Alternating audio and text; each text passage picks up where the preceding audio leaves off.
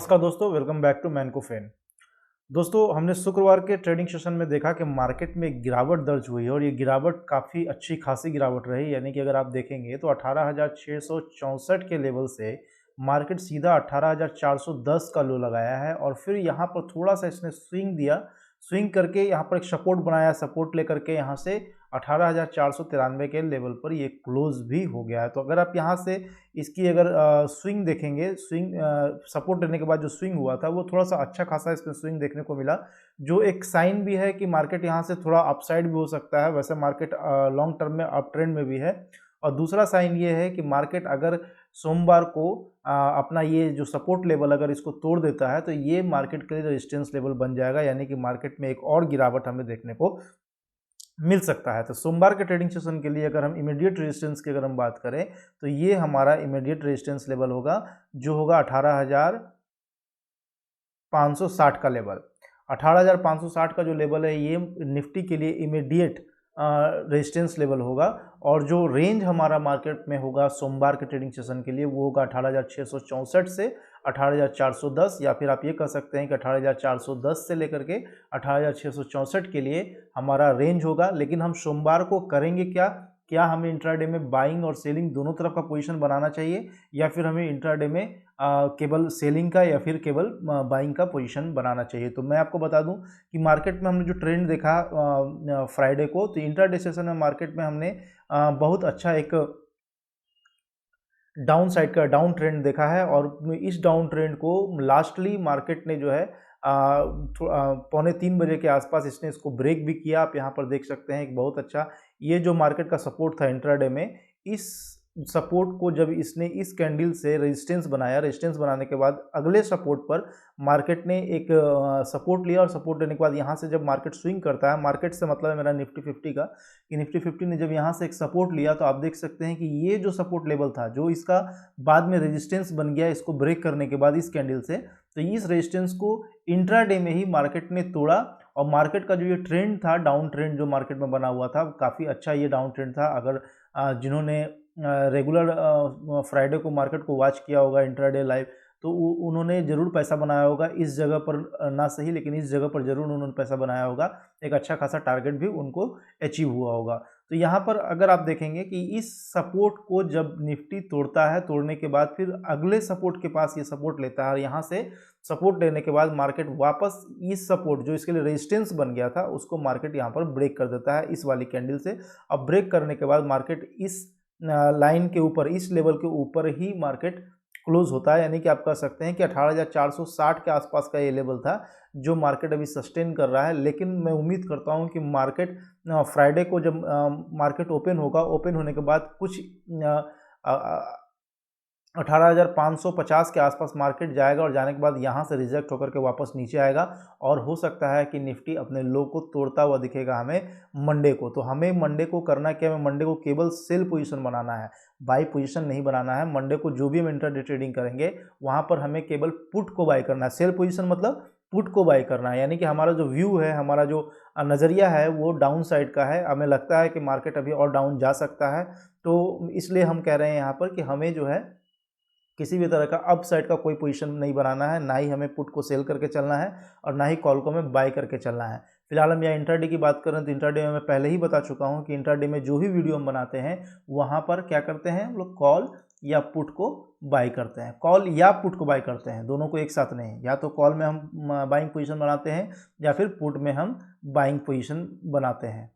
तो इंट्राडे में हम सेल पोजीशन नहीं बनाते। सेल पोजीशन जो भी बनाते हैं वो पोजिशनल ट्रेडिंग में बनाते हैं, या तो हम मंथली एक्सपायरी में जब काम कर रहे होते हैं या फिर जब हम वीकली एक्सपायरी में काम कर रहे होते हैं, तो वहाँ पर हमारी प्रायोरिटी रहती है कि हमें सेल में पहले पोजीशन बनाना है, बाद में बाई में पोजीशन बनाना है।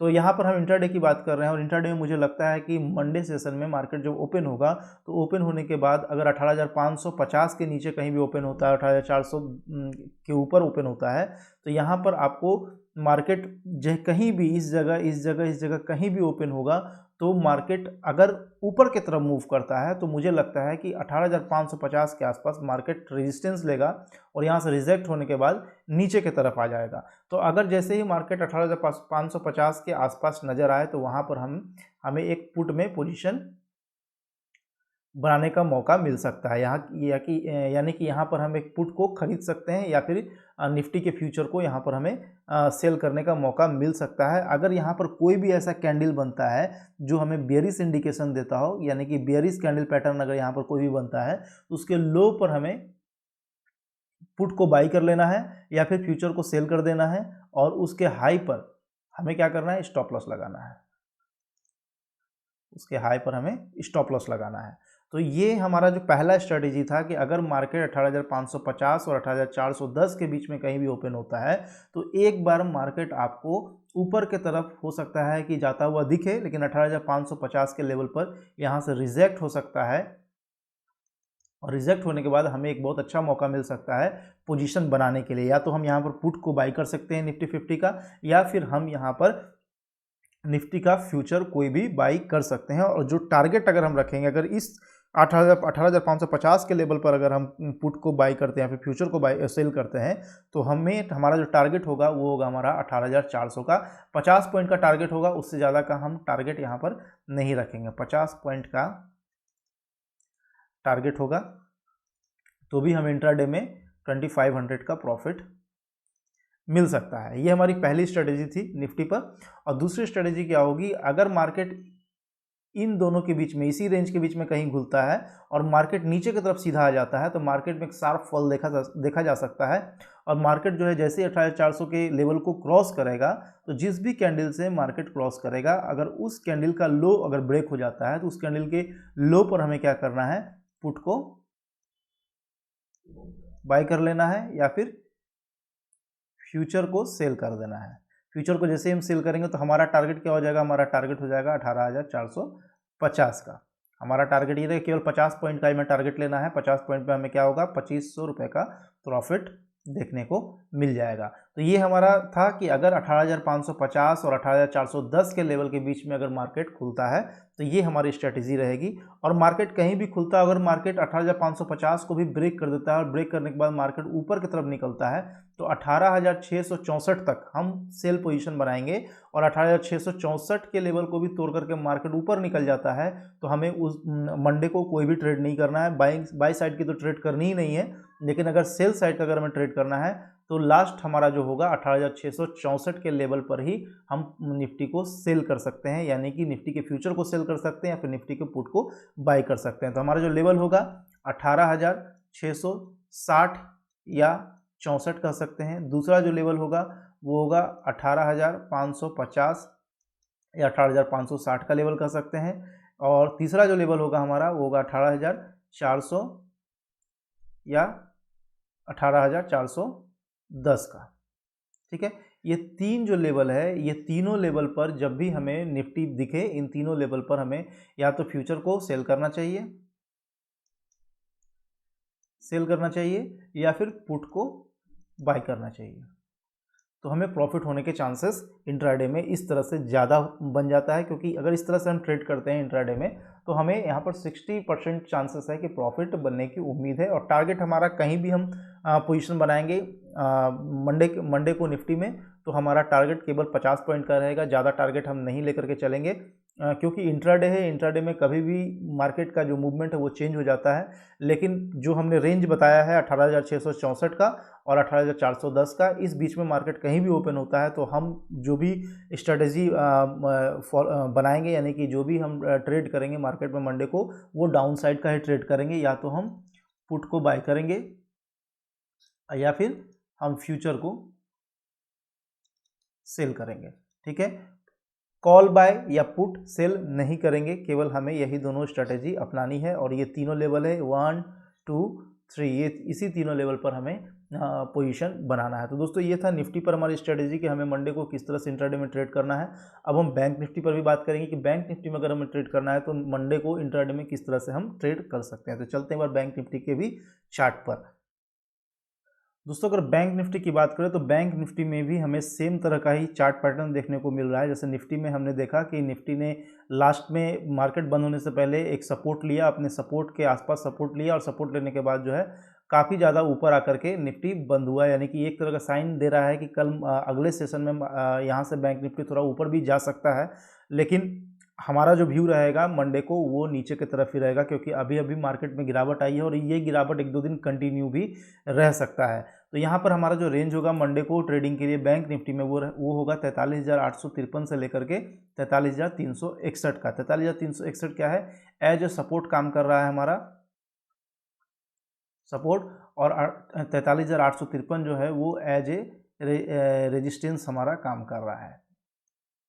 ठीक है, तो मार्केट की अगर हम बात करें तो मार्केट में फ्राइडे के सेशन में निफ्टी में जिस तरह से हमें गिरावट देखने को मिला था, बैंक निफ्टी में शुरुआती दौर में तो इतनी गिरावट हमें नहीं देखने को मिली थी। आप देख सकते हैं कि यहाँ से चलने के बाद मार्केट जो है बहुत ज़्यादा मार्केट में गिरावट नहीं देखा गया था, लेकिन निफ्टी के दबाव में आकर के बैंक निफ्टी में भी अच्छा खासा हमें गिरावट देखने को मिला है। तो इस तरह से मार्केट बैंक निफ्टी का जो इमीडिएट रेजिस्टेंस लेवल होगा, वो इमीडिएट रेजिस्टेंस जो है वो इस लेवल पर होगा। जो मार्केट का मेन रेजिस्टेंस लेवल है 43,853 बैंक निफ्टी का, ठीक उसके नीचे बैंक निफ्टी का इमीडिएट रेजिस्टेंस लेवल है वो है 43,780 पॉइंट का।